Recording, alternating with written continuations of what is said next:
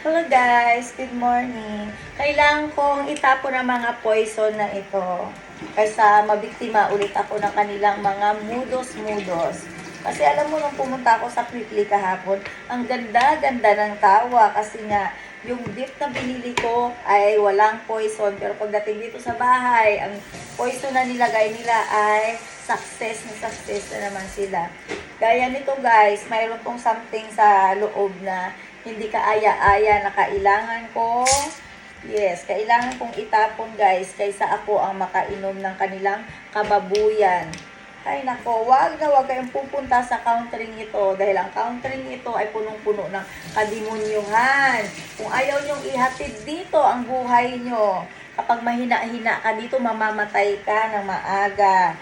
Dahil kapag gusto ka nilang tanggalan ng pera, pwedeng-pwede dahil ang bangko mo online ay nakakonect sa MetID, lahat ng bagay. Kaya yun guys, kailangan kong itapon to kaysa mabiktima ako dahil ang toyo na ito na binili kong bago tapos bukas na ay dito nga nila nilagay ang poison na pangpain sa akin dun sa ano na yon na nagmarinate ako na imamarinate ko sana na gawing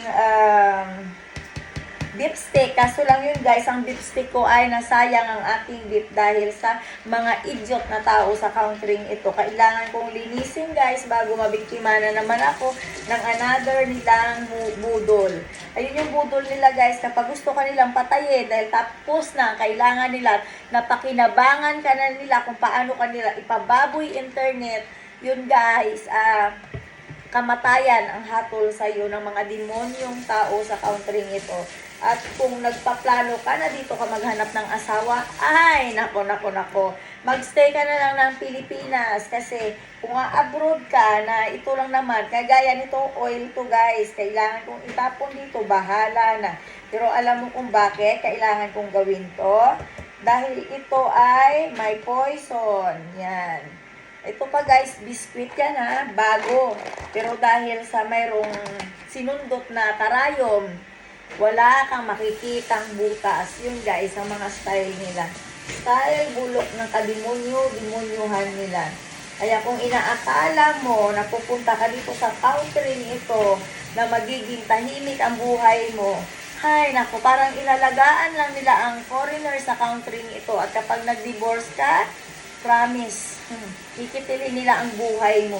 Nakalagay yan sa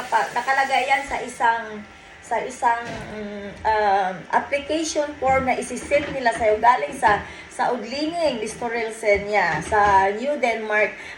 Ang blue na yun na papers nakalagay doon na kapag kayo ay basta nakalagay doon na kapag naghiwalay kayo, isa sa inyo ay magiging abnormal. At ako ang doon. Si Jinin at si Abby tinanggal nila sa puder ko dahil si Jinin, si Abby. Si Jinin at ang anak ko at si Mons Ungo, yon. Ayun guys, ako ang gagawin nilang abnormal sa country nila. Pagkatapos na nilang gawin puta internet, ang plano kasi nila guys ay injeksyonan ka ng pampamanyak, na maging manyak ka para hindi mo na kayang kontrolin ang sarili mo pagdating sa iyutan. Kaya nyo guys, kung gusto mong maganda ang buhay mo, wag kang pupunta sa countering ito dahil lahat ng ipapain sa'yo. Tapos guys, kapag nagkaroon ka ng sakit, alam mo yun, sasabihin nila yan, kailangan mo mag-edad na ng ganito, ganyan. Marami silang budol guys. At kung gusto ka rin nilang lagyan ng sakit, ayun guys, ang dali-dali. I-injectionan ka nila na kung anong injection. Kaya yun guys, kailangan kong maglinis. Naisip-isip ko lately na bakit ko pa ikikip to. Una, hindi ko naman makakain. Pero kailangan mong mag-ingat sa iyong hinahawakan dahil kalabanan ng mga nakalagay dito sa ref ay may pagkain dito na hindi ko na kailangan ikip. Gaya nito guys, this is from last year. Ito ay chicken. Pero hindi ko kailangan kainin yan kasi alam ko naman na mayroon silang inilagay at kailangan kong linisin ang ref na to. Lahat ng mga yan guys, ayan di ba? Nagtatapon ako ng pagkain dahil sa mga iyot na tao dito na walang ginawa kundi mga attack ng pagkain. Imagine nag-i-stack ka ng ng mga bagay-bagay na ano para next day, next day. O gaya ng chicken na to, kailangan ko tong itapon half ng chicken, guys.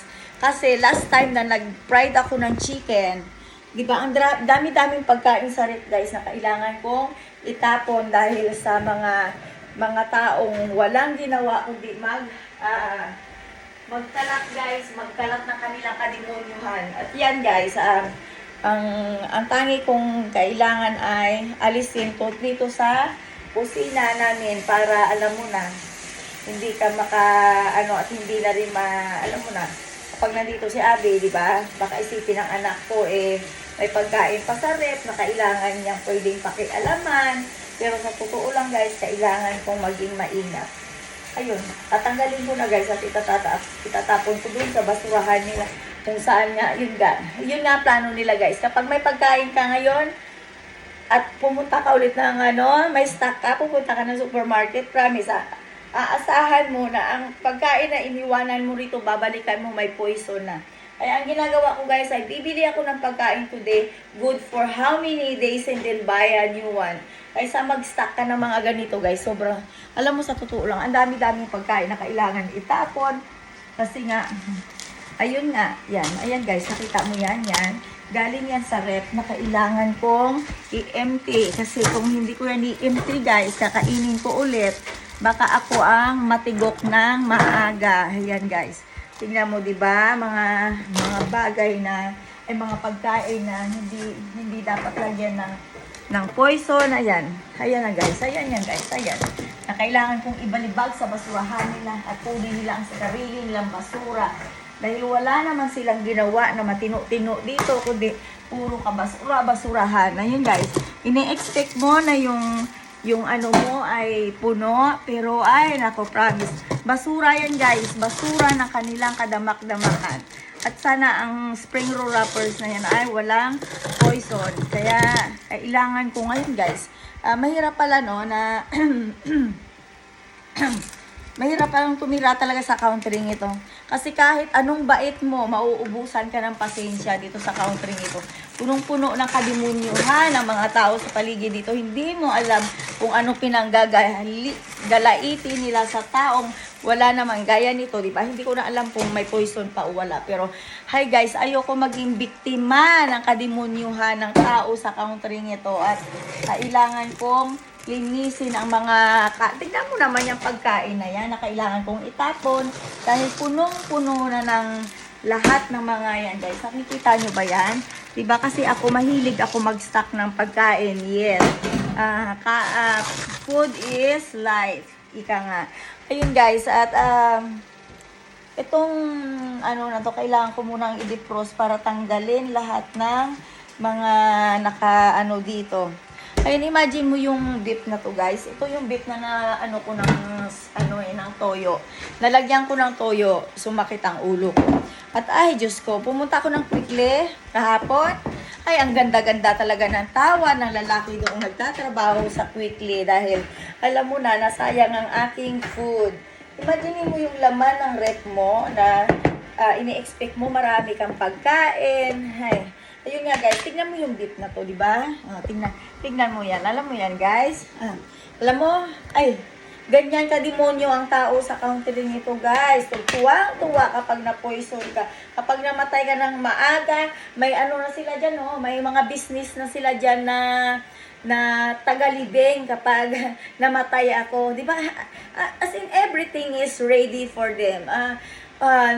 You don't need to worry. Dahil kapag namatay ka, abo ka na lang. Ang tanong, paano kanila dahil nilibing ka na nila, 'di ba? Malinis ang style nila kung paano kanila tigukin. Ayun. Napakasimple gamit ang kasabwat nilang demonyo din. Yun guys, pinakita ko lang sa inyo. Tingnan mo, 'di ba? Napakadami ng pagkain na masasayang. Na yan, no, ayan, isa pa yan. Ganyan guys, ang budol nila. Kung paano nila ako patayin. Kaya sana guys, pag may nakita kayong Danish, ganunin nyo rin kung anong pakiramdam. Kung anong pakiramdam ng pinupoison at sinisipa-sipa ng walang ginagawa sa iyo. Ayan guys, pinakita ko lang sa inyo kasi today, kailangan kong linis ng laman ng rep namin at kung ano yung pagkain ko na binili ko last ay yesterday, ayun ang kakainin ko. Iko-consume ko ng ilang days kasi sayang naman kung, 'di ba? Tingnan mo magtatapon ka kaya alam mo, I live here in how many years? From last year lang sila nagkaroon ng separation about food. Sinisiperate ang pagkain, sinisiperate ang lata. Kasi nga yun nga, guys, kailangan magsayang ako ng pera ko hanggang sa wala na akong pera, nagpanggamit sa pagkain. Diba napakasimple ng job nila, no? Yung alam mong mamamatay ka sa country nila kasi wala ka ng perang pambili ng pagkain next day. Kaya ayun, guys, naghahanap sila ng bibiktimahin nila. At yung mga, alam mo yung mga spices ko, yung mga panghalo-halo ko, yung mga tusino ko. Hindi ko alam, guys, kung safe pa eh. Kaya ang gagawin ko ay lilinisin ko lahat ng basura dito sa pisting yawang bahay namin na ginawa nilang pisting yawa ang pagkain ko. Yun, guys, ang plano ko at mamaya mag-YouTube ako. Yun lang, guys, pinakita ko lang sa inyo kung ano ang aking ginagawa ngayong araw na ito.